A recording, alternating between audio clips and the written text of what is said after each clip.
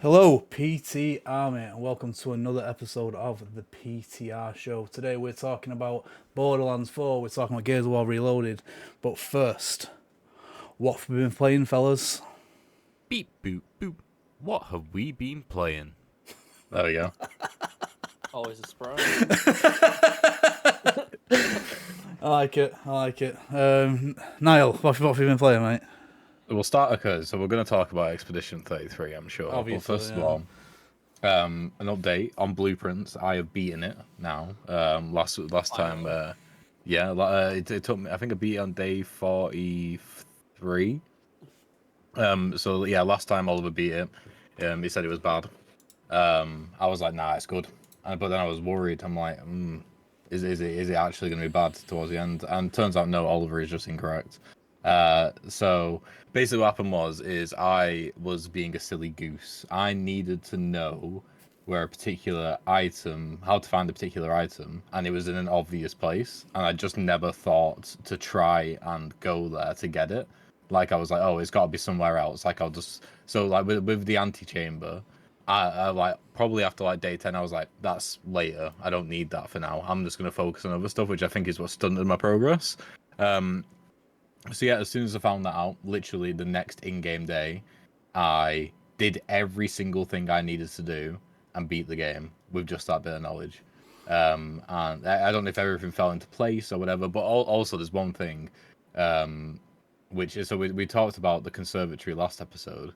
I think the conservatory would have really helped you, because what it does is it's every time, and it's about a 50% chance of it spawning in the bottom right of your mana. Every single time you have it, it gives you 3 rooms, and you can change the rarity of those rooms. Right. Like, and it could be any 3 rooms. And so by the end of it, it felt like I had almost complete control over what I was getting at any point. So I think that helped a lot. Okay, I mean, I didn't need help. I did it in less days than you did, but you knew everything you needed to do, and it took you 13 days. You said. Yeah, exactly. Yeah, well, yeah, I suppose so. But yeah, it confused me that you didn't think of the antechamber, because the one goal the game gives you is to get into the antechamber. That is it. Yeah, I thought that was like later though. Like that's the thing. I didn't realize. Bro, it's 40 days in. There is no later. You know. Yeah, well, that's the thing. Like I thought, from how everyone talks about the game, I thought I was so far off having everything I needed in place in order to complete the game. When it turns out I had everything I needed for probably about 20 days, and I just didn't piece it together. Because yeah, I could get the secret garden pretty consistently. I changed all the room rarities around, so rooms that would give me the secret garden I could get very consistently. I knew that was important, and I'd never got the opportunity to change the rarity of the greenhouse. And so yeah, so it's day 43 where I beat the game. Yeah. Day 47 now, so 5 total days, and I've been in the room 46 3 times. And that's without me realizing that you don't need the basement key anymore. Why would you want to? So would you want to go into room 46 a second time? So with the way the game ends, you open the door and it rolls creds, right? Yeah. Do you actually get to explore it on the second? Of course. Yeah. Yeah. And there's a lot of stuff in there. All right. Cool. So you go in there, you get a very powerful item, which, to be fair, because it's in room 46, isn't much use. Because the effects don't carry over to the next day. But so there was one thing which we talked about off camera, which was the luxury shop. Yeah. There is one item in there which is actually very useful, and it's called the moon pendant. And what it does is it carries over 2 items through your inventory until the next day. Oh, okay. I got very lucky in that it kept saving itself for like 5 days in a row. So I kept getting that effect of the extra item. And so I managed to be able to keep but yeah, so basically room 46 is where the game like massively expands.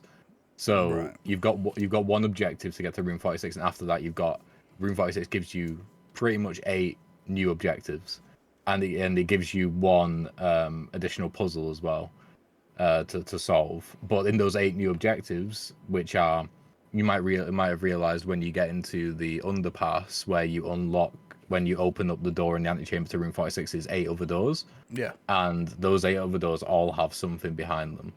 I've only opened 1 so far, but I know how to open all the rest, because you get a riddle which is quite easy to solve. Cool. but I can't see myself stopping playing that game for ages. I haven't put it on how long to beat yet. I'm not done with it, but it is going to be a 10 out of 10. A 10 out of 10. What do you mean you're not done with it? There's endgame stuff. Oh, right. Well, like I he just said, you get to just room explained. 46 and roll creds, and then you get 8 new objectives. Lewis wasn't listening.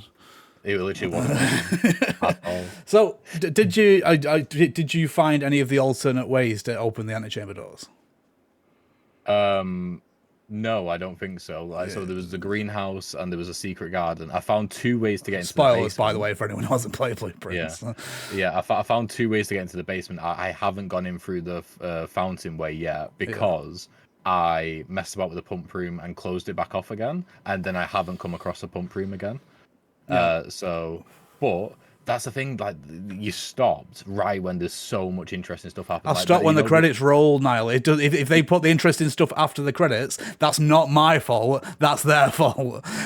Well, anyway, so like like that's the thing. Did you even pick up the trophy? What fucking trophy? So like, you pick up physical trophies in order to actually get trophies for the game. So you haven't got a single trophy in Blueprints. I mean, I played on PC, so I've not got any trophies. Oh, right. Well. Anyway, so you actually get the trophy to say you beat the game physically in game, and it's the next day. But yeah, the first shop you open, I'm pretty sure it's hard coded to be the first door you open, gives you the gift shop. And if in the gift shop there are some of the most insane items ever. There's one, and Lewis, this is going to sound crazy. It's swim shorts, and it allows you to swim. There is only one area in the game that I'm aware of where you can swim. Well, no, there's at least 3. There's a reservoir, there's the fountain, and there's the pool. At least. Can you swim in the pool? It's tiny. You can. I mean, there's no point. Oh, How could you more consider swimming in a pool than not a fountain? Surely a fountain would be way more difficult to swim in. Well, the fountain that's outside the front door. Yeah, the fountain leads to the basement, right? No, because I didn't go to the basement that way. I told you. Once I went to the basement, the one way that I needed to go, there was no reason for me to go any other way. Yeah, no. So like, there's the base. So that there's the fountain entrance as well. So if you take all the water out the pump, I can't believe you came across the pump room and saw a fountain. Didn't think, what happens if I drain it? Didn't you put any money in there? Or anything? I knew what I needed to do. Now I told you there was 13 days, my dude, of me just trying to get into the, because I knew what I needed to do, and so I got into the antechamber and I got what I needed, and then because there was no reason for me to explore other avenues because I knew what to do. Well, that's the beauty of the game. It's like you get halfway through a run and realize what I want to do isn't happening, so then you try and do other stuff. Like, that's what keeps it going. Yeah, there was other stuff. There was other stuff I was trying to do, but they all surrounded the one goal that I needed, which was to get into the antechamber. I think your problem is that you just wanted to complete the game. That's what I think the problem was. Madness. But did you? How did you get on the classroom puzzles? The classroom puzzles. I may have done one. I know I spawned all the classrooms in. I know that, but I can't remember what I did in there. Yeah, so we're trying to get to grade 8 at the moment, and the tricky thing is with that is that you have to do it all in one day. So like, the more classrooms you spawn, the higher the grade goes up. Like, it says grade 1 on the blackboard, and so you have to try and get all 8 spawned in one day, which is pretty tricky. But yeah, like the gift shop's insane. We came across for the first, so there was still 2 rooms which we hadn't found in the directory, that were just regular rooms that you spawn. And so we unlocked the 3rd of the last night, and it was what was it called? The thing that I messaged you about. I can't remember what the name of it was now, but essentially, like the parlor and the billiard room, it has a puzzle and it gives you something. Which are like pretty easy puzzles, apart from the billiard. I don't know, like, you might not have got to the really, really difficult billiard puzzles. I did. But like, literally, it's telling me to like square shit, and like, I don't know what order to do things in. Half the time, it's like an accident. But yeah, this new one, it's like the game catchphrase. So basically, there's a picture on the wall, and it's like, what is this saying? And it's crazy. I'll say that. Bro didn't watch Red Walker on catchphrase, clearly. No, but Yeah, it's just an incredible game. I haven't even done all the 4 gas things yet. You know, you got the gas things which light up the blue fires. Oh, I've only got you're 3. not done that, but that puzzle was fucking vital to me doing what I needed to do. Yeah, no, I've only done 3. I haven't found the 4th yet. I don't know where it is. It might be in one of the 2 rooms that I've left to get, or it might be somewhere completely random. I don't know. I think from what I remember from the gas things, you will already have access to it. Yeah, so I just need to find You it. just need to find it. I still have no idea what's behind the boarded up wood bits near the fires. I have no idea what's in the dark tunnel under the driveway. There's loads of shit which I haven't uncovered yet. Yeah. Anyway, And as well as the 8 doors. It's mad. How long did it take to beat? To roll creds, it took me 35 hours. Down. And it felt like 4 hours, honestly. Like literally, I'd do a run and an hour would pass, and I did not know. It did not feel like that at all. madness. Anyway, we spent 10 minutes talking about a bad game. Let's talk about some good games. So I've been playing Doom Eternal, in the run up to Dark Ages. Yeah, I really enjoyed my time with it. The second time I've played it, because this will be the second time. It came out. I remember it came out pretty much as the lockdown in the UK got announced, because I remember playing it when I heard that news. Yeah. Yeah, because of Doom and Doom Eternal and Animal Crossing. Animal dropped on Crossing, the same yeah. day. Yeah, And exactly. it was kind of like a Oh, Barbenheimer yeah, situation. I remember. Yeah, I remember. Yeah, and I was playing that game as the news got announced.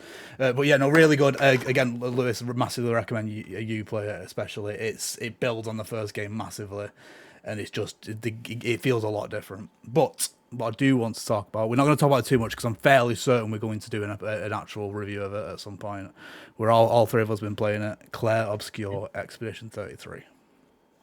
Yeah, the review will be happening. I don't know when. Lewis, tell us your at least initial thoughts. My initial thoughts. This is just going to also cut into what I've been playing, because this is all I've been playing. I haven't played. That's why I brought it up. The last podcast. Claire Obscure is like an absolute breath of fresh air in the JRPG genre.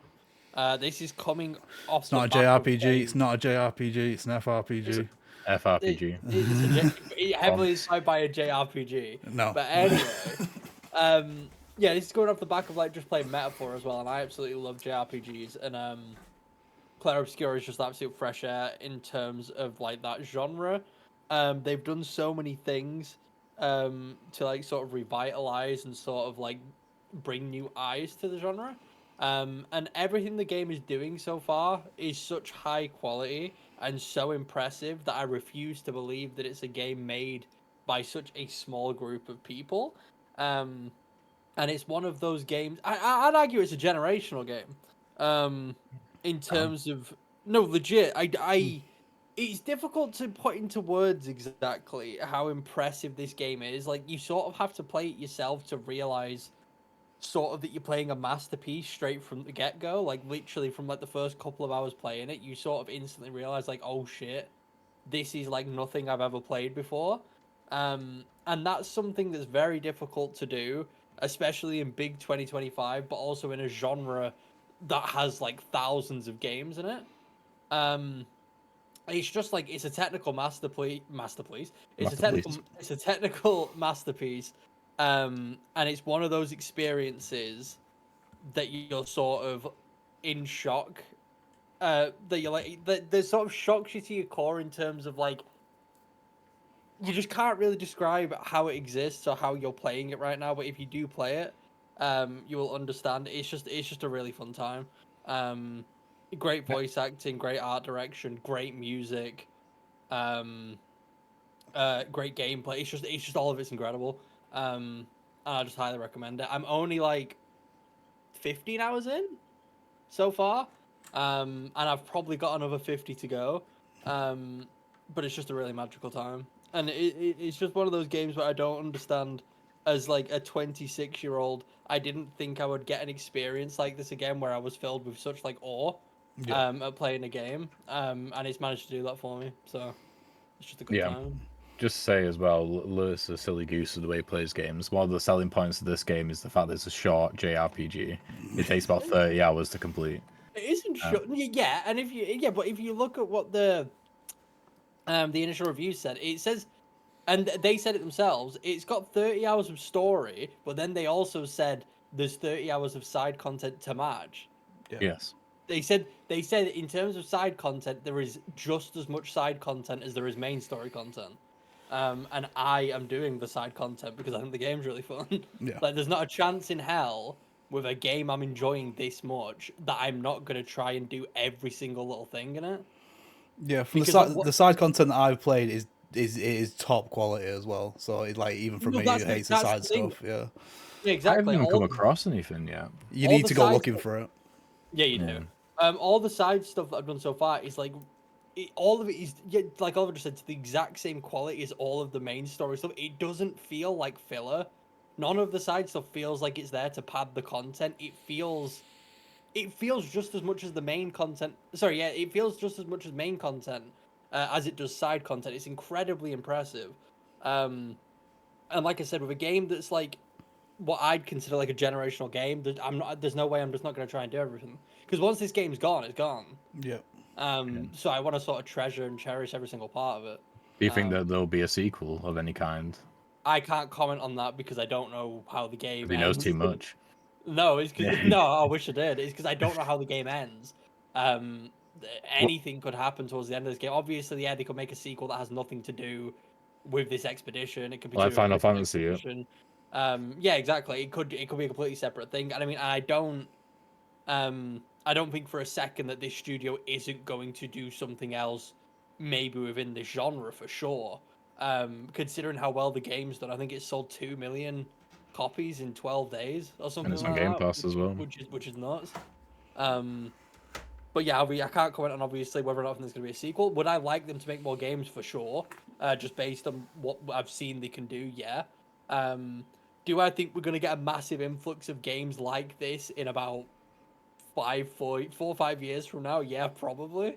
But yeah, I don't know. It's just a really good time. Like I said, I can't quite explain how good it feels to play and how like exciting and exhilarating it is unless you play it yourself. And everyone can play it themselves because it's on Game Pass. So you can try it out for like a tenner. Touching on you were saying, I do feel like this is kind of like the Hollow Knight of JRPGs, in that it's going to bring a lot of new. We're never going to get a sequel. Hollow Knight the conversation. Hollow Knight thinks he's a part of the team. Yeah, sure. Right. No, because like Hollow Knight brought in a massive amount of people into the Metroidvania genre. Like I would say the majority of people that played Hollow Knight had never played a Metroidvania or knew what one was before. Yeah, for sure. And I think that's going to be the same for JRPGs, but it's also going to have the same problem in that when they play any other JRPG, they will realize that they've played the best. There is nothing better than it, and then it'll just be sad for the genre. I think. Well, I think if Sorry, I was gonna say that was a minor thing me and Oliver said yesterday. Just that playing any game after, like, not even JRPGs, just playing any video game after Clair Obscur is gonna feel rough for a while, probably. not Blueprints though. Just because of the sheer quality of the game, playing anything else is just gonna have like sort of like that icky feeling where it's sort of like, oh, I don't know if I Unless wanna it's a platformer. No, right. Yeah. Yeah. So right after playing Blueprints, I went into Rise of the Tomb Raider, and I was just so happy playing it. It was just so straightforward, and it was fun, and it felt good to me with the character. But then I went and played Expedition 33, played it from start to finish, and then went back to Tomb Raider. And I was like, this is shit. Like, it was just awful to play. But yeah, I can't say much more than what Lewis has already said on it, other than the fact it is the best RPG I've ever played. And I would like especially turn-based RPGs, every turn-based RPG to be like this in the future. They've made the combat so fun, to the point where I was actively looking for mobs to fight rather than just trying to get past them and get to the end. I just loved fighting the mobs. Yeah. I mean, it is based on. I found out the other day that it is based off a game that I can't remember the name of. Sakura. No, it was it was like generic JRPG title. I can't remember what it was called. There's a JRPG that came out in like 2005. Yeah. And it was obviously in terms of like mechanically and stuff, it was really impressive. But during that time, it bombed really hard in terms of reviews because a bunch of critics at the time well, basically, like, turn-based combat is shit now. You need to move on with the times, fella. And that game ended up doing really poorly sales-wise and stuff. But this game is heavily inspired from that. Like, it takes a lot of stuff from that game, but it was during a time where, yeah, apparently critics just didn't like turn-based combat anymore. So then after that, turn-based stuff sort of fell off for a bit, but it seems to be back in full force. So Yeah, a lot of the parrying and blocking inspiration as well. The director of the game is actually a Sekiro speedrunner. So that it makes came from so that as much well. sense. Yeah, I Yeah, literally thinking about playing Sekiro now, it feels the exact same in terms of like the parrying and stuff. yeah. Like it feels almost one to one. Interesting. I have to play Sekiro. Wait, can we talk about that as well? Actually, just real quick. The this game was also built from like sticks and stones. Like I keep reading more and more about how this game was made, and it's like absolutely nuts. The person who wrote the game, they literally just found them on Reddit. They literally just found the writer on Reddit, and they wrote the entire script for the game, which is just insane. Like it wasn't like a big casting thing. They just found them, and then they got them to write, and that was it. Just straight up, like it's just one of those things where I don't understand.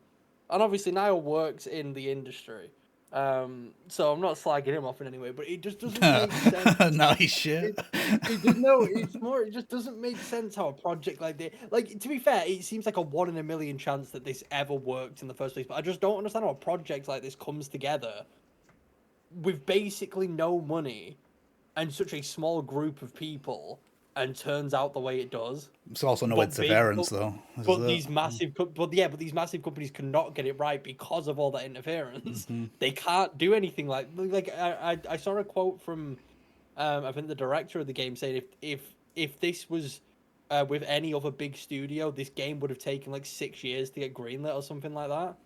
Like it would have taken so long to even get an attempt at it being made.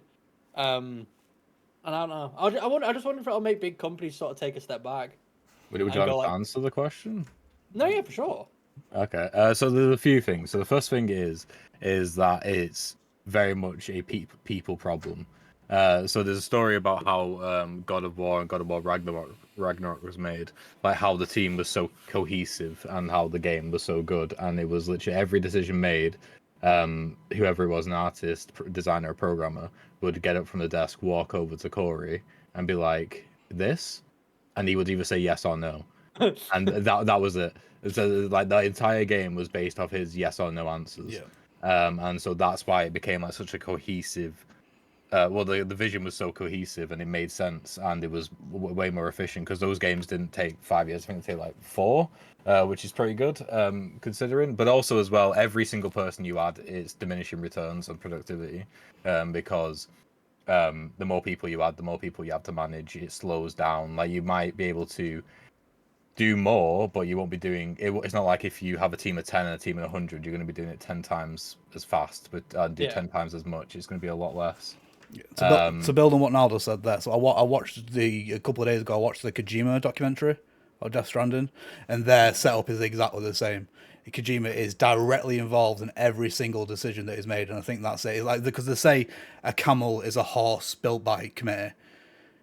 You know what I mean? So, but a committee is no good for something like it's a creative project like this. You need a driving force behind it. You need someone making the decisions and owning those decisions, and that's the way it should be. So money and people is a way to manage risk. So a lot of the budget on games would go into fully prototyping out, fully testing stuff out, building games, and then tearing them down and starting again. Like I think the story of Anthem, where they were in development for 6 years, but they were actually only in development for 1, because those 5 years were just burning money trying to find something because no one had a cohesive vision. So the only way they could make decisions was by seeing it and playing it. Yeah. So it's incredibly powerful to have someone like I'm sure the director of this game was, who knew the game so completely and could just give yes or no answers and it would be right. So it's a structure issue then. It's a structure and there's a talent issue. Like it's very rare to find people who can do that. Right. Yeah. So it's not a money thing or a time thing. It's literally just the right people, and there's very few people who can do it. That's why they get put up on a pedestal. Yeah. But it's not like you don't hear about the faceless names of like I don't know EA Sports talk about how the decision made of FIFA. you hear about these people who are clearly the heads of the company, head of development. So yeah, just need more of those. Cool. Clone the guy who made Expedition 33. We should do.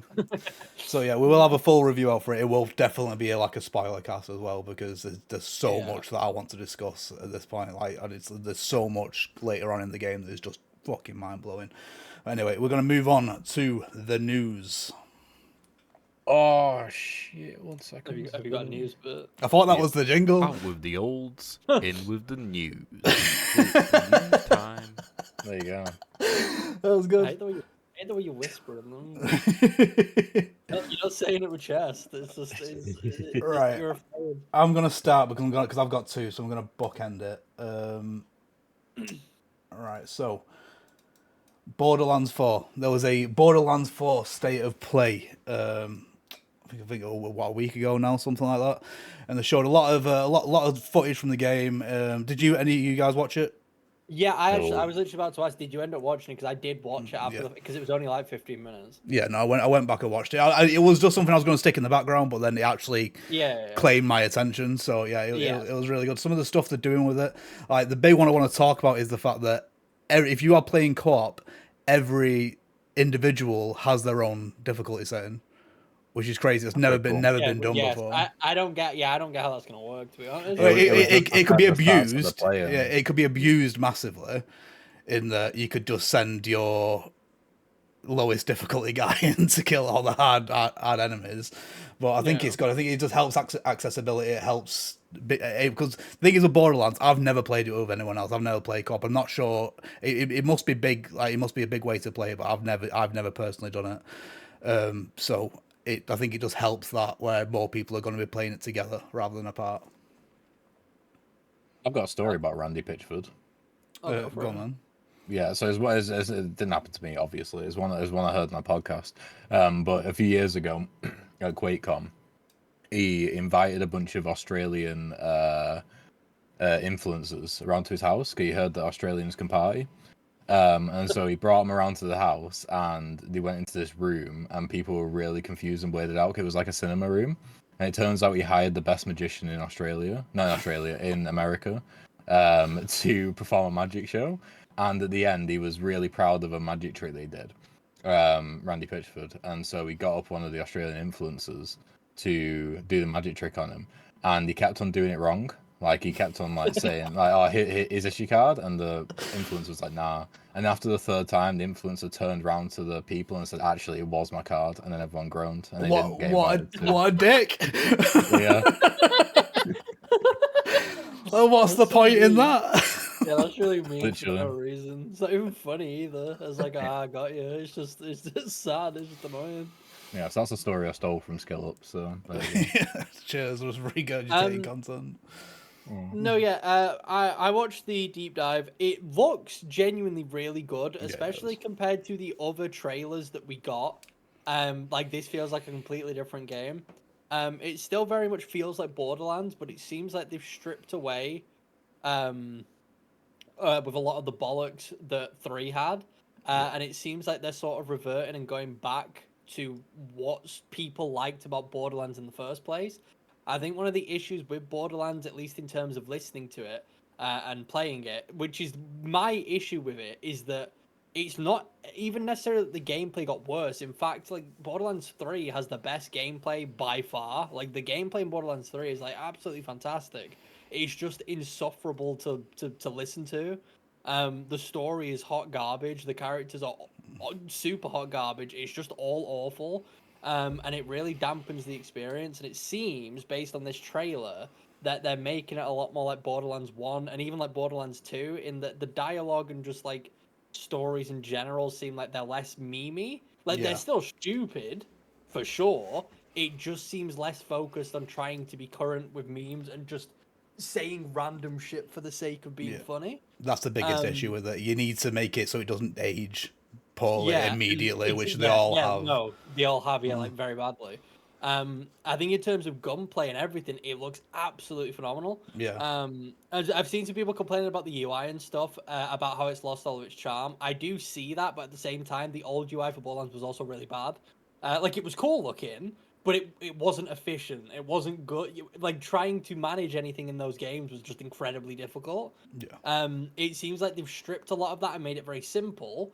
Obviously, it's lost a lot of charm because of that, but I don't know. It's one of those things where I think like efficiency, at least to me, is just better than it looking really cool. Obviously, when you can mix style, and like an efficient system together, then like beautiful. Like when you do something like Metaphor, where it looks absolutely insane the UI, but it all just works. It's great. But Borderlands was one of those ones where it never really sort of had that. So I'm fine with them stripping that down. I'm fine with them making stuff like that simple. The main thing you need to get right in Borderlands is the gunplay, and the humor. And if you can get both of those things right, you've got a good time on your hands. And that's where Borderlands 3 failed, and the writing was just absolutely abysmal, like horrific. And even though the gunplay was great, it really brought down the game having to actually play it because you had to listen to it. You either had to listen to it or mute the game, and I ended up muting the game a lot of the time just because I didn't want to hear what was going on. But that also meant that I was skipping all of the cutscenes and stuff, which is not what you want to be doing in a game. It's just I don't know. But I did hear I never actually played it. Apparently, the DLC for Borderlands 3 was very good. Apparently, the DLC for Borderlands 3 fixed a lot of the writing issues with the actual main game, and apparently that was actually a really good time. But I never actually got around to playing that. But based on the deep dive, yeah, I think it looks really good. I think it looks very promising. I think it's brought us back to the tone and the game that everyone sort of loved with Borderlands 1 and 2. And hopefully that game could do really well when it comes out. Because in terms of like looter shooters, I mean, Borderlands is just sort of the one. Yeah. Like nothing has ever really matched Borderlands just in terms of how fun it is to get loot, and how fun it is to grind stuff in that game. So I'm hoping that this can do well. And we now know that this game isn't dropping early because of GTA 6 or anything. GTA So it 6, it will have time to breathe when it drops, which is nice. So I probably will be picking it up on release now. Yeah, it's nice to see that as well. Them bringing release dates forward because they've got Yeah. confidence in the game. That's really good. Oh yeah, Like, no, we never see that. Literally, I cannot think of a single game where that's ever happened. We yeah, always hear about it's delays. why it was so hard to believe when Randy Pitchford came out and said, no, no, it's because of this. It's not because of GTA. I bet Randy Pitchford was really upset because I saw so many news outlets calling him a liar. Yeah. Saying he's clearly lying, making it up, when he wasn't. Well, he's got a laugh off now, hasn't he? Yeah, he was being very sincere. But yeah, I think it was good. Yeah, That's all I can say. a couple of things that they are changing with it. So, like you said, saying they were fixing mistakes from the past. The loot system's been overhauled, so the higher rarity Yeah. piece of loot aren't just Yes. dropping constantly. It was one of the issues with 3 and even 2. Like Legend, it became one of those things where you only cared about legendaries because they dropped so often. And it made all of the other loot redundant. Whereas in the first game, at least, it was a lot more. When you found a legendary, it felt special. Like it felt like holy shit. Not something that's been chucked away when the next one comes. Yeah, I'm glad they're changing that. I do think that's important in games like that. I think like balancing the rarity system is difficult because that's exactly what happens in Destiny. Yeah. Is Destiny was always great until exotics started dropping like they were nothing. Yeah. And even though it was still exciting, it did not match a Destiny 1 and that beginning of Destiny. Whenever you got an exotic, it was like the most mind-blowing thing in the world. Like it was so exciting. But then they just started giving out exotics for literally everything. Like literally anything you do, here's an exotic. And it can be difficult to balance with that. So yeah, I'm glad they are changing that. When you first got that Vex Mythoclast in the Vault of Glass, nothing. No, genuinely, Nothing matches. Feeling, yeah. It's just one of those like power creep things because Destiny 2 later on, especially, like literally every other week they'd be giving out a quest that just gives you an exotic of some sort. Yeah. And it just stopped meaning anything. Yeah. Like when your actual highest rarity just becomes fodder. Yeah. It's just you've got a problem. Yeah. But they've fixed it. They've owned it. They've said it was our mistake. They've fixed it. Yeah. One further thing that seems they're adding some movement abilities as well. It still seems a little bit slow to me from what I'm seeing in the trailer. But the thing is, in trailers, no one ever runs. Everyone plays games like they've never played a video game in their life. Yeah, so I don't like trailers. To be honest, I'll wait to see what that actually looks like when it comes next. Honestly, sorry, Lewis. I just feel like one day there'll be a game at like the Game Awards that will release a trailer and someone will be playing the game like an actual human being, and even if the game's shit, everyone will praise that trailer and be like, "Holy shit, this is the best game ever." just because someone's actually playing it like a human would. Yeah. Because I really do despise the way that people play trailers. Because no one plays games like no one slowly walks around and slowly turns and looks at things and like it's just no, I hate it. Well, they tried doing that with Little Big Planet 3, and that was a failure. Yeah, I think it was E3, and it literally just got stuck on a level. I'm pretty Well, I sure. mean, Little Big Planet's dead forever, so I mean, Yeah. Yeah, maybe That's fine. another news story we're not talking about today, Yeah. but it is on there. The Sackboy has been removed from the promotional market for Yeah, he's gone. PlayStation. He's just gone. So, he's officially dead, probably. Yeah, which is sad. I did have a soft spot for Sackboy. But anyway, we're going to move on. Niall, what have you got for us? So you might have heard of this. There was going to be an extraction shooter set in the Titanfall universe. It was codenamed R7, but it was cancelled this past week by EA. Whilst doing this, they laid off 300 to 400 employees, 100 from Respawn. Respawn that still are in development with the next Star Wars game, Yeah. and also on Apex Legends as well. To clarify though, Apex Legends is set in the Titanfall universe. It is. So this doesn't mean that it was going to be a Titanfall extraction shooter. Yeah. It could also have been an Apex one, or just like another offshoot. But yeah, aside from the sadness of the layoffs, it's also pretty sad that we didn't get this because it sounds pretty good. Yeah, every time EA take a step forward, they always seem to take 2 steps back and do something like this. No, EA is not in anyone's good books ever. I don't think EA have ever done anything that's ever gotten people on their side. Really, they're always sort of in people's bad books constantly.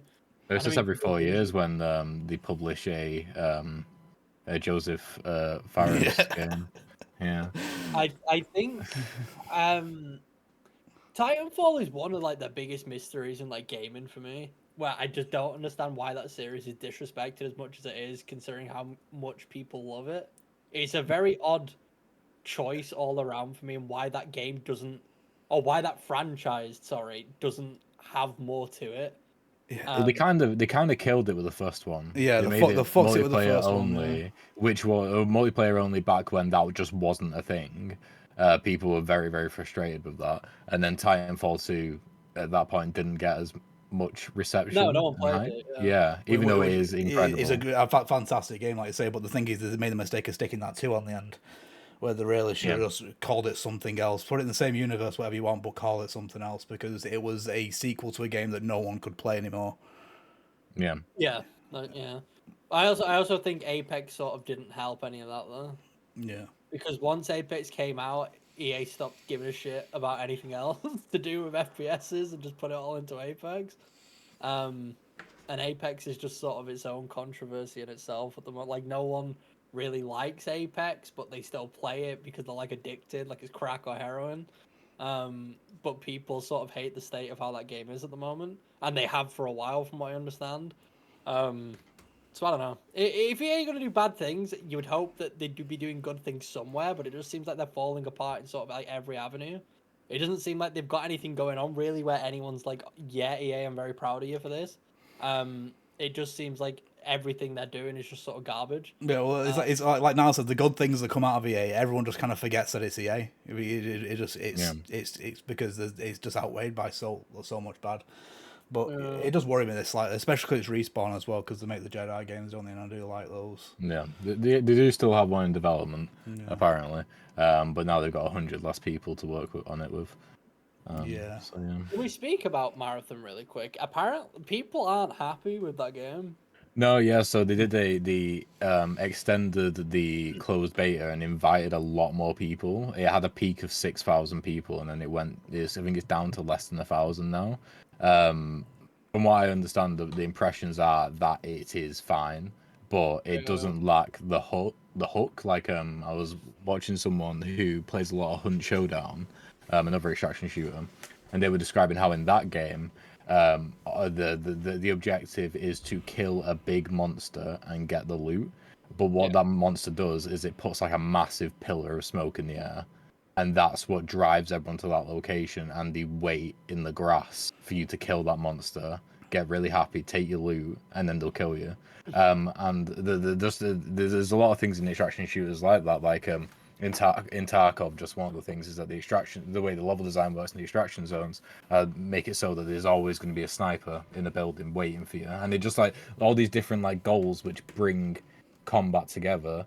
There's just not that hook for Marathon, like people when they played it, like influencers at the press event or people who got a key to play it in America. Just more than happy going in, killing a few bots, and then getting out. And Yeah. there was just no conflict really. So the positive is that they've got till September, and they could always delay it. But that's like yeah. But I was gonna say the delay thing seems not likely, but it seems like plausible because the thing is that's confusing me, and I know like it's just the term and it's to do with the build and stuff, but it's the fact that it's not even a beta. It's an alpha still, and the game comes out in 5 months, 6 months.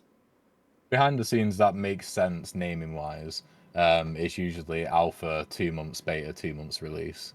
Right. Okay. It's like, I think Minecraft has colorized that, and they did like alpha for 10 years and then beta for 10 well, years. no, but that was kind of the point I was making though. Is that I feel like from what people are saying, because obviously the game isn't done, but it's close to being finished. It is like this, the fact that it's coming out in September means the build must be somewhat close to being done. And people keep saying all of these problems and issues. They keep going, it's an alpha.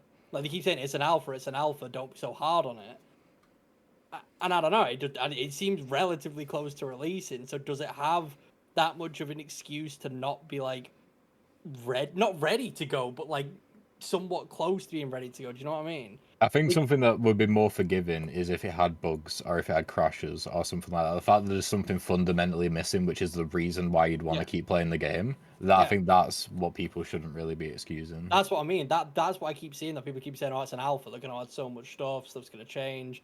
The game's going to feel so much more different when it comes out." And I'm just like, well, it comes out in like 5 months, so it's like I just feel like not that much is going to change. Surely. If they stick to September, I think it'll feel relatively similar when it comes out, and in 2 years it will feel like a game which you'd want to play, like how Destiny 2 did. Yeah. So yeah, that's what I think is going to happen. Cool. Lewis, should we move on to yours? Yeah, mine's obviously not like the biggest news in the world, but it's just one of those things where is the world going mad? I don't know. Xbox, due to the tariffs, obviously we're not in America, so we can't comment on it a huge amount because I'm sure we all don't fully understand it. But due to the tariffs in America, the price of everything is all sort of being raised. It started with the Switch, having to raise. Well, it didn't end up raising the price of the console, did it? But they raised the price of Like accessories and stuff like that, yeah. And I purely think that was because they didn't want any backlash I think they did that as sort of like, okay, we won't raise the price of the console, but we're gonna have to raise the prices of everything else to do with the console. Which I think is fair play to them. They want to try and make it as affordable as possible. But anyway, following that, like a week or two later, Microsoft have announced that they're going to be raising the price of their entire Xbox line in terms of hardware and software. So just to run it down really quick, the base Series S model is going from $300 to $380. The Xbox Series S is going from $430 to $550. And the 2 terabyte Galaxy Black Edition, whatever, is going to be $730. My point is, and what I think is insane is, do you think Xbox, the company that has absolutely lost the race and have openly given up and admitted that they've just lost, do you think it makes any sense making their console $730? Do you think that is in any way going to go down well, or anyone is going to buy one? Do you think anyone is going to be involved with Xbox whatsoever when the prices are that ridiculous and no one was even buying Xboxes to begin with?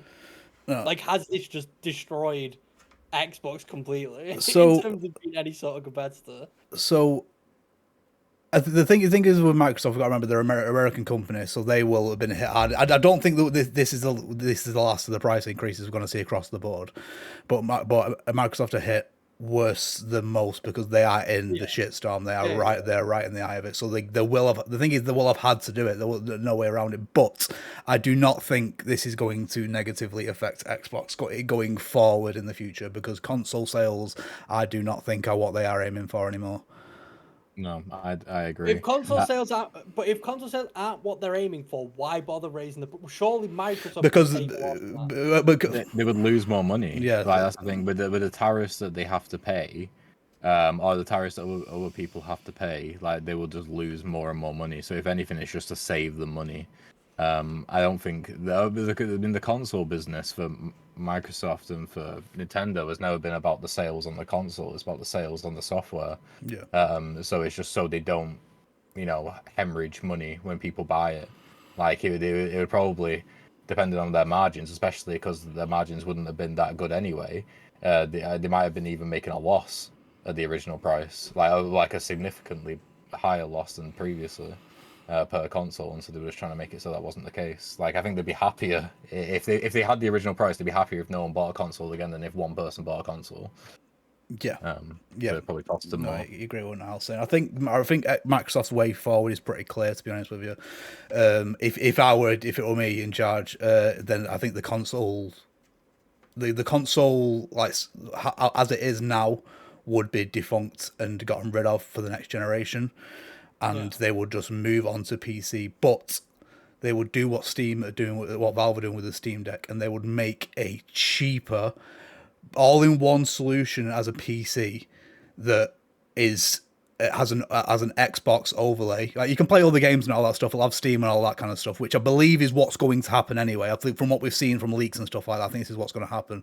But it'll have an Xbox overlay that can also launch Steam games, all that kind of stuff. But it's all very much like the Steam UI. And I think that is Xbox's future, and I fully support it as well. The thing is, I don't need an Xbox anymore. Anyone who has a PC doesn't need an Xbox because anything that you can't play on the Xbox on the Game Pass app, you can play through cloud streaming anyway. So I think that is the way forward. So I think it is bad. It's bad for the consumer. It's bad for people who are more on like the Xbox side of things, don't have a PC.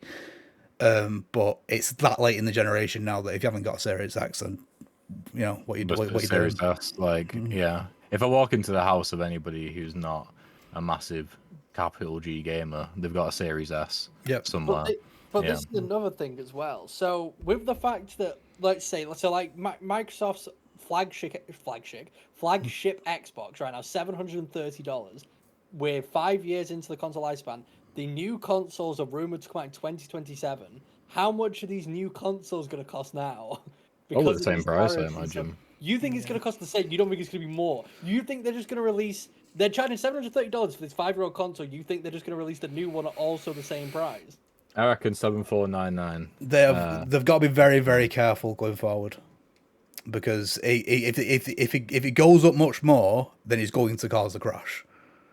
Yeah. Well, you don't think it's going to cause a crash now? No, it's too late in the generation to cause a crash now. It is, but I suppose, yeah. But and again for Xbox, they're kind of, as long as everyone else stays in their lane, then they are crash proof because people are still going to pay for Game Pass on PC. You know what I mean? It's still they're still gonna do that, and everyone who owns an Xbox right now is still going to pay for Game Pass. They've got an established a group of people who already have these consoles and stuff like that, so they're fine for now. But going forward, like I say, every company has got to be very careful because at the end of the day, it's a luxury. It's a luxury item, and luxury items in recessions, which we're in, and it's only going to get worse and worse and worse. Is the luxury items will be the first to go, and it'll be the second big video game crash, in my opinion. Yeah. I mean, there's a bit like, so I mean, that's the thing. Inflation hasn't affected games prices or consoles for years and years. Like if you actually have a look at it, like for example, the Switch 2 price increase from the Switch 1, that is in line perfectly with inflation.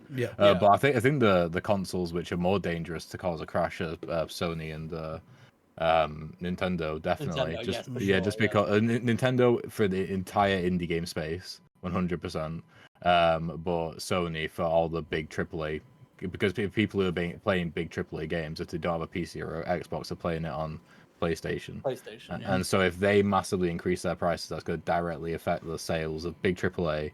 And with Nintendo, if they massively increase their prices, which they have, and they do it more so, then that'll be a huge avenue for indie, which is just not there anymore.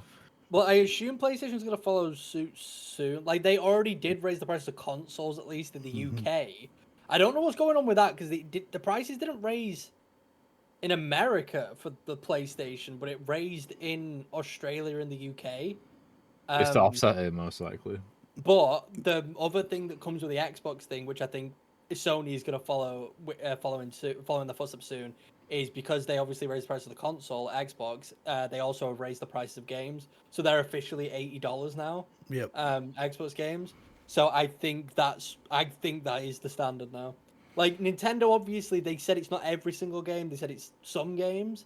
I think the standard for Xbox and PlayStation is going to be 80. I think they're just gonna nip it in the bud and just that is what it is now. Yeah. Which is obviously insane. A wild amount of money in it for a game. But Yeah, it's gonna. It used to be 40 10 years ago. Yeah, exactly. Some games you have like you said, like, inflation should probably have been increasing the prices back then rather than now all at once. Because when the PlayStation came out, that's when the 70 quid thing came out, and then halfway through the generation, it's going up again. It's just because inflation is so ridiculous at the moment, just because of the way the general world economy is. Yeah. The funny thing is, though, is that it goes back to what we're saying about Expedition 33, where the cost of games is the salary of the people which make it. Yes. And as we know, salaries aren't going up with inflation. No. So in theory, the cost shouldn't be going up, but it's just the people who are at these big AAA studios who just are being like, because as more and more people retire, there seems to be like knowledge kind of disappearing from how games should be made and how games should be made efficiently. So that is an argument to be made as to why they shouldn't increase in price. It's because the cost isn't going up. Well, it shouldn't anyway. The new blood who's coming in are the guys who grew up with like live service and shit like that. You know yeah. What I mean? That's something else that you just brought up. You just brought up Expedition 33 as well. I also would say Expedition 33 is only a $50 game. Mm-hmm.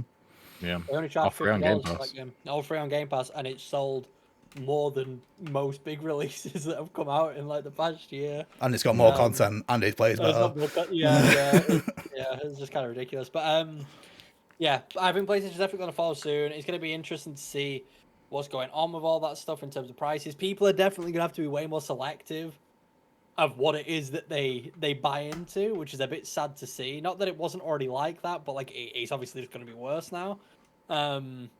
I guess the one saving grace for all of these companies, and I assume the price won't change with these subscriptions, but I mean, because like surely there's no tariffs on digital goods, right? So you wouldn't have to change subscription fees, but like Game Pass, PlayStation Plus, and Nintendo Online, luckily they do give the consumer a way to play things without having to pay like a boatload every single month for a new game. So I do wonder if those services will get better or if they'll get worse or if they'll stay the same in terms of like the quality. Well, less so in Nintendo than the other two, but the other two. Nintendo, definitely. because the only thing you get with Nintendo is obviously the emulators. Neither a PlayStation or an Xbox, you do not need to play. If you don't want to, you don't have to buy a single game. There is always games there to play. But that's Xbox what I mean. have that the most, but will they get stingy though? Do you think possibly? Do you think these companies will be like, well, what, we're not going to give you as big of games anymore because we want you to buy them instead, so we're not going to put them on like Game Pass or PlayStation Plus? Or do you think that do you think that they're still kind of consumer first and they don't want to absolutely just ruin people's lives and experiences? And I don't think Microsoft or Sony are consumer first in any way, shape, or form. That's not the way it is. But I think it entirely depends on how games sell at these new prices. Yeah. If they still sell as much as they are doing now, then it'll probably just stay the same. I don't think for a second they won't sell. Like they will sell 100%. The thing is, you got to remember, it's not just us buying games; it's kids as well. Yeah. I don't know if I'd call it an echo chamber or not, but like, it's one of those things where people are very vocal about it, about like the games being $80 now, I mean, no. I'm gonna say it with chess because this happened with the Switch. Do you not remember when the Switch got announced and the price, and everyone went, "Holy shit, no Yeah. way, that's ridiculous." Every Everyone single bought it. website fucking crashed when the pre-orders came out because people were rushing to buy it. People are very vocal about these things, but at the end of the day, they're still just gonna continue to buy these products and not bat an eye. Remember, So we're all dopamine addicts, Lewis, right? And the thing is, if you run away smackhead on the street, if the price of heroin doubled, he'd still be buying that heroin yeah, regardless. find a way. It's but it's like whether the services will improve or not. It all depends on the sales, and it's more how quickly these games going to be reaching these things. Xbox have it down because it's day and date. You know what I mean? Again, as much as they're not consumer friendly in the raising of the consoles, I fully support what Xbox are doing, especially this year because it's been fucking banging so far. Anyway, we're gonna move on. We've got one more normal news story to do. So Gears of War. So Gears of War. So Gears of War, the original, is getting not a remake. It is a remaster of the remaster that was originally released. I think what was that called? It's got Gears of War Ultimate Edition, something like that. So what they're doing, so they are, first of all, most importantly, they are porting it to PlayStation. So this is one of their most closely held franchises that they are giving PlayStation players the chance to play. Fantastic, no issues with that at all. They're adding, so they've got this big list of stuff they're adding in. So it's a 4K resolution, 60 FPS in campaign, 120 in multiplayer, HDR, Dolby Vision, 4K assets, 0 loading screens during the campaign, which is crazy. All great, and I appreciate what they're doing, but I feel it would have been better, even if they didn't remaster them, to port 2 and 3 as well, because at the end of the day, they've released a game here on PlayStation that no one, unless they've got an Xbox or Xbox Cloud streaming, has any way to play the sequel or the end of the trilogy. Yeah, we'll get them on it, won't it? We'll get them on PC Game Pass. Maybe that's what they're doing. Yeah, maybe that's what they're trying to drip feeding them, and then they want it more. I wasn't even thinking about it like that. I was just thinking you'll make way more money if you release 3 games over like 4 years. If they release them separately as a remaster for each one, they will make bank on each one. But remember, they haven't remastered 2 or 3 at all, so it's like, are they just leaving them? Yes, are they leaving them? Because the time to do that was fucking ages ago. It was. I don't I don't know the exact reasoning behind they did what they did, but I think with this remake, they're going to definitely do 2 and 3. I think whatever plans they had when they made that original remake, I think they potentially were going to do 2 and 3, and it fell apart for some reason, and they just didn't see it as worth it. I think with what they're doing now with this new remake, assuming it sells well, which people seem very excited about it, I'm sure it will. They'll do 2 and 3 alongside, well, not alongside it, but following up from that. Just because they're actually giving it to a new group of players now, being PlayStation players. Obviously, when they did the remake before, they were just sort of reselling the game to the same people. With PlayStation 5, it's completely new eyes on it. So I think to take advantage of that, they would definitely do both the sequels. It just would make sense money-wise. Yeah, to just focus on doing that. The franchise is in a weird place at the moment as well. I don't know what they're doing with it, because they had a new trilogy in the works, 4 and 5. Fair enough, they weren't the best received games ever, but they've kind of 5 didn't end with an ending. It was very much also, it leads on to a thing, and now they announced E-Day. When does E-Day come out? I don't know, to be fair. I don't know what if it's going to be given a year. E-Day. So it's a prequel. It's a prequel. It's based back to where the Locust first came out of the ground. Yeah, which is very exciting. Yeah. I wish there was a bit of a remake. I'm hoping to do a bit of an Oblivion here, and they do splash in some remake sort of things, because I played it again recently, the opening hour, and it does control like dog shit. Oh, it's always going to control like that, always. But I remade it. Yeah, they can make it. Even with this remake, I feel like it's going to play the same. People. Oh, yeah, because it's a remaster. Yeah, it will. People like the way that Gears of War plays. Yeah, I like it. It's heavy. I understand you not liking it for sure. Yeah, but I know a lot of people do like it, so I don't think they change it, even the slightest. Yeah. maybe. Because like people love the multiplayer in that game like a ton. Yeah, I played a lot And of I do think it's sick that they are bringing the multiplayer back. Oh, that's probably also why they're not doing 2 and 3, by the way. Oh yeah, it's Because, not the or at player least not base straight too away, much. because otherwise they'd have to do multiplayer for each of the games. It would separate all 3 of them. Yeah, it'd be like they'd have to do like a Master Chief Collection thing, wouldn't they? Yeah, Where they'd have it to would. push it all together, and that's a big. Yeah, Yeah. if they release this one, it gives people time to not only play the game, but they can also play the first game's multiplayer as much as they want. They can update that multiplayer for years. Like, they can do whatever they want with that. If they do 3 games, it would really fuck the multiplayer aspect of it. That's probably another factor as to why they're not doing all 3 at once. Because I imagine it would be one of those things where if they did all 3 at once, there'd be no multiplayer at all. Yeah. Like, they just won't bother doing the multiplayer, which people would be upset about because there's a large portion of Gears fans who like Gears because of the multiplayer and they don't really care about the story. So I think this was a smart way to do it, even if it does seem a bit greedy. And also because they are just remaking a remake. But I'm also sort of like, I used to be more against it when do you remember when the Last of Us Part 1 remake got announced? Yeah. Sorry, Last of Us Part 1 Yeah. got announced. I remember being in the camp, even though I'd never played it, of being like, what a waste of resources, what a waste of time, blah, blah, blah. Once I played that game and then I went back and looked at how much actually changed, and I looked at it, I was like, what the fuck were people complaining? Like, I understand not wanting to pay 70 quid or whatever for the game for a third time. I get it. But they truly changed the experience of that game to be just like absolute phenomenal, unmatched.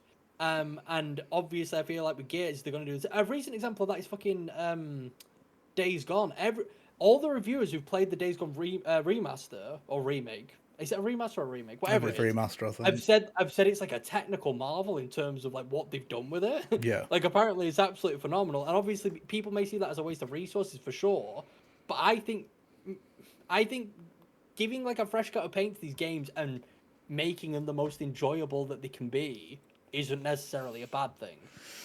And You don't have to buy it. This is the thing. You don't have to buy it. Yeah, exactly. If you're fine with the old, as long as they don't delist old versions of these games and get rid of them, then yeah, it's perfectly fine. I think it becomes an issue. I think where you get rid of these old versions and you're forced to, if you want to play this version of the game, you have to like buy into their new stuff. And then that's when it becomes an issue. Because, for example, right now you can go play... Not that it necessarily works with Gears, because it's on Game Pass and stuff. But, like, obviously, if you want to play Gears now, you could play it for, like, dirt cheap. But then if they remove that old one, I'm like, right, you have to buy the remake now that's 70 quid. People would be pissed off. Yeah. Oh, So, yeah. it's just one of those things where as long as you don't remove stuff and make it inaccessible, I think it's fine putting resources into these remakes and stuff. From the few screenshots we've seen, though, they look really nice. I am lifting straight from my Jenna, but yeah, it looks really nice. It does. It Yeah, really does. It's definitely the best it's ever looked. So yeah, great. I think, and it's crossplay as well, which we haven't mentioned. That's really important. That was huge. Yes. That was really, really so it's good crossplay. So even all the new PlayStation players, we able to play with the Xbox players because the Xbox players just get it anyway because it's on Game Pass. It's one of those things where like I feel like I'm very happy that they're doing it. I just feel like crossplay should not be rewarded in big 2025, but it really is bad how many games do not have crossplay in 2025. It's very odd. It should just be the standard for like all games, and I still to this day don't understand why it isn't just default for everything. Do you know why that is now? Is it hard to like make stuff crossplay? You got to create. You basically got to create your own network, haven't you? As far as I understood, and obviously this is just basically me paraphrasing, but I remember at the time a lot of it came down to it is fully possible for crossplay to be a thing on all these games. It's just heavily dependent on if the studio says yes or no. Because a lot of the time, apparently PlayStation were the ones who were saying no. Yeah. Like they were like, we're not doing crossplay, we don't want to, when they easily could have. And I don't know if it's one of those things where it is a really simple process or if it is difficult to like get done.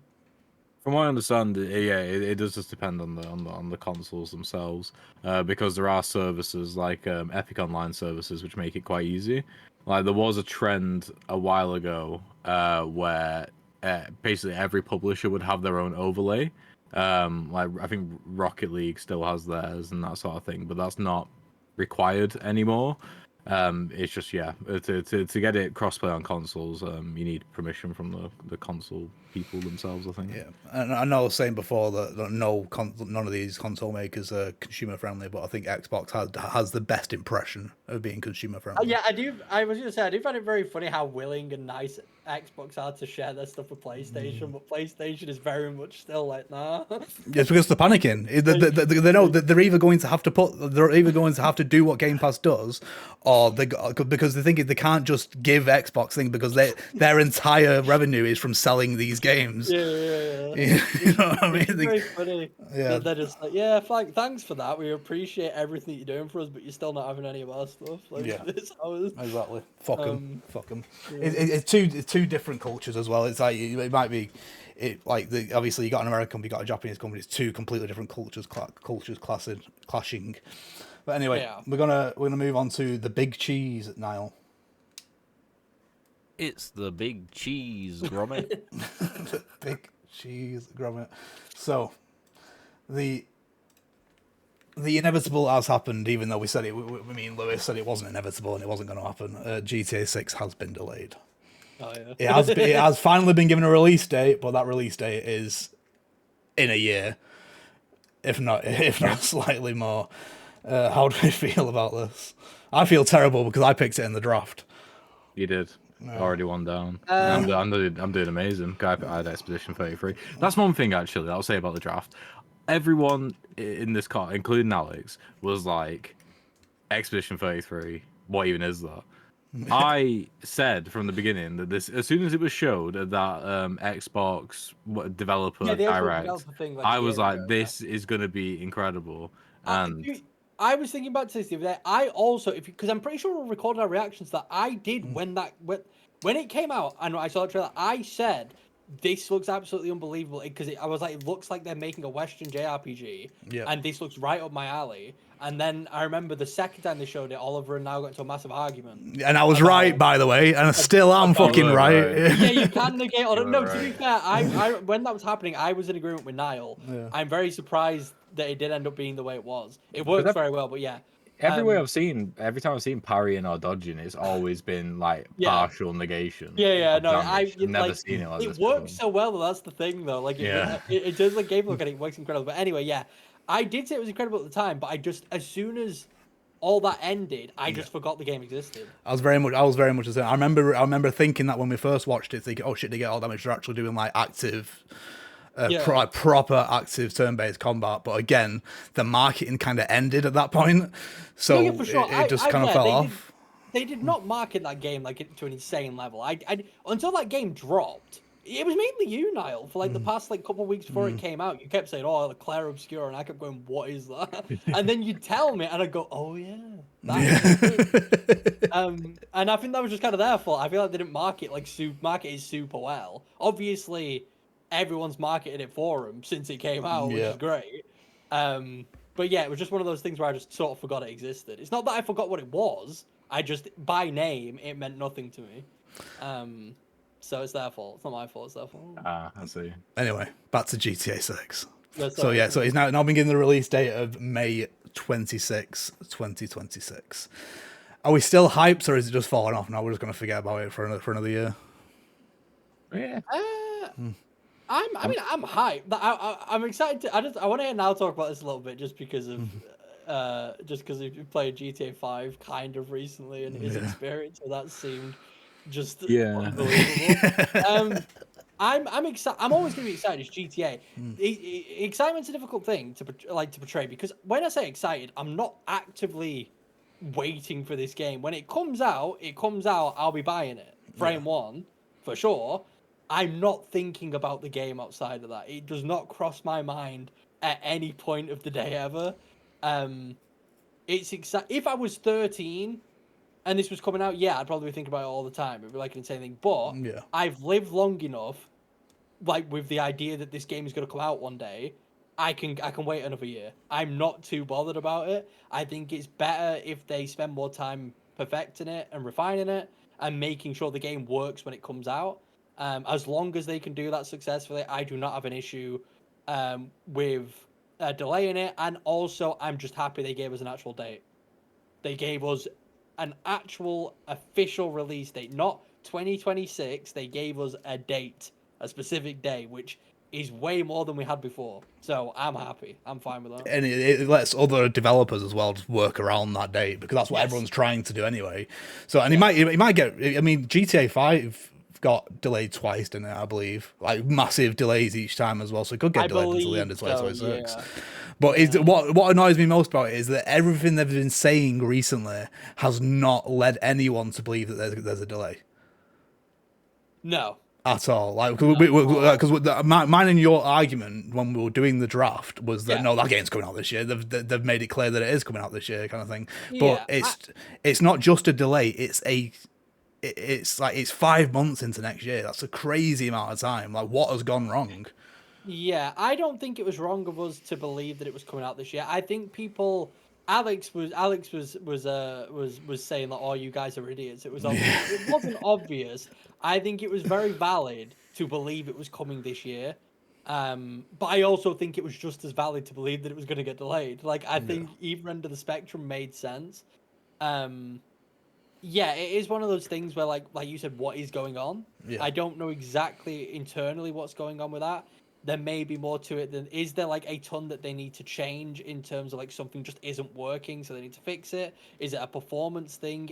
Is it a mode thing? Is it GTA Online? Like, I don't know exactly what it is they're delaying it for. There's obviously a reason. Will they explain that reason to us? No. Do I wish just in general these companies were more open to what is happening internally? Yeah, but I understand why they don't say anything. Like, I get it. Yeah, but don't do the opposite of that though. You know what I mean? Don't, because I can't remember exactly, so I might be misquoting this, but someone at some point said we're not releasing another trailer to build hype. You know what I mean? There wasn't any word of a delay or anything like that. Just be more transparent than that. Don't because that's basically lying, is what you're doing there. Oh, it is. Yeah, you haven't released another trailer because there's not another trailer to fucking show, and we're not going to see one until the Game Awards at the earliest. And it's not like Rockstar, because I'm sure whatever decision they made to delay it had been going on for months. I doubt that was a spur of the moment. Oh yeah, let's just delay it today and tell everyone. They will have known for a while that they were gonna delay it. It was just getting that information out there. I don't know. Yeah, it's weird. This whole thing with GTA 6 has been weird, and like I said, if it was any other game, if it was any other video game, it would completely ruin the momentum, I think, of the game. I think it would completely destroy it. If it was any other studio, they wouldn't be able to pay for this amount of time. It's the fact that GTA 5 is still making money and still selling fucking shark cards. I do wonder. It'd be interesting to see the actual numbers in terms of money that's been put into this game, but also like just thrown away. The biggest budget of any game ever by far. Yeah, it must be billions, surely, which is just nuts. And when that game comes out, it's gonna have. I don't know if it's ever going to be able to truly live up to what people are expecting it to be. But I'm sure it's gonna be a great time. I'm sure whatever they do release, it's gonna be nuts. But I also, just real quick, think it would be nice if Rockstar did focus their efforts on other things that weren't GTA also. I think Rockstar's a very good studio, and I think they put all their eggs in one basket very quickly. Yeah, it might be time to just have a little offshoot team making something that isn't Red Dead or GTA. Just like try around at something that isn't open world. Maybe it's fine, because you've obviously got so many talented developers there. Yeah, like spending like upwards of 15 years on one game is just wild. Absolutely just ridiculous. Yeah. Niall, as our industry insider, how do you feel? What do you reckon happened? I'm just taking more time to cook, taking advantage of the fact that they have the time. Yeah, I'm sure this happened with previous games that Rockstar have done. They probably just announced dates at a different time. They only said 2025 for this one. They didn't say like an actual date, did they? They never said a date. They just said 2025, and then everyone kept saying, "Can we have an actual date?" And they weren't saying anything. Yeah, so it's probably just taking more time to cook, to be honest. I'm not particularly excited. Do you think they ever had any intention of actually releasing it in 2025? Maybe when they announced that in 2023, maybe. But that was over 2 years until they had their deadline of releasing 2025. I believe they announced that I don't think it was at the Game Awards. I think it was at Summer Games Fest when they announced GTA. No, it was. GTA was just a trailer that they dropped. All right, so Yeah, it was announced by the random kid, wasn't it? the trailer that they dropped was on the 4th of December 2023. Yeah. Do you remember the story behind that about how it was the kid of one of the developers that leaked one it? of the developers' kids. Yeah, who just filmed it. Yeah, he had like a build on his computer, and he just filmed it, and then everyone was like, "You've just got your dad fired, bro." Like, you just ruined his life. Yeah. Yeah, I do remember that. It's Won't be able crazy to afford GTA 6 now. No, it's over. Yeah. Yeah, I don't know. GTA 6, like I said, it's going to be good when it comes out. I'm very excited. Well, I'll be excited when it drops. I'm not thinking about it outside of that. No. It just is what it is. We've got a date, which is sick. It's going to come out on the Switch, probably, which will be cool. So are you playing it? You have to wait a couple of years after that'll be 2028 that at the earliest. Yeah. I don't know. It'll be good when it comes out, but I do wish, like I said, that Rockstar just would work on more things. Yeah. They're just a very good studio, and every game they've pretty much ever released has been an absolute banger. So it'd just be nice if they... Yeah, but it just feels like we're gonna see maybe 3 or 4 of them before we die. You know what I mean? Yeah, we are going to die before we kill that's the sad thing about GTA is the moment GTA 6 drops, incredible. But then shortly at Rockstar, it's like, right, it's GTA 7 time, boys. Yeah. Like, let's get started on the next one, which is just a sad cycle, to be honest. It doesn't sound very fun. Yeah, I want to see. Like you say, I want to see more from Rockstar. No matter what that is, it's fine. But if we carry on waiting for more Red Deads and GTAs, then we are going to see maybe 2 of each before we are all dead in the ground. Before we're all dead, yeah, before it's over. Yeah. Anyway, yeah, so that was GTA 6. But I think we'll call it there. 1 hour and 15 minutes, fellas. Long time to talk. Long time. Yeah, but we shall call it there, and we'll see you on the next PTR show in 2 weeks. Until next time, we shall see you later. Goodbye.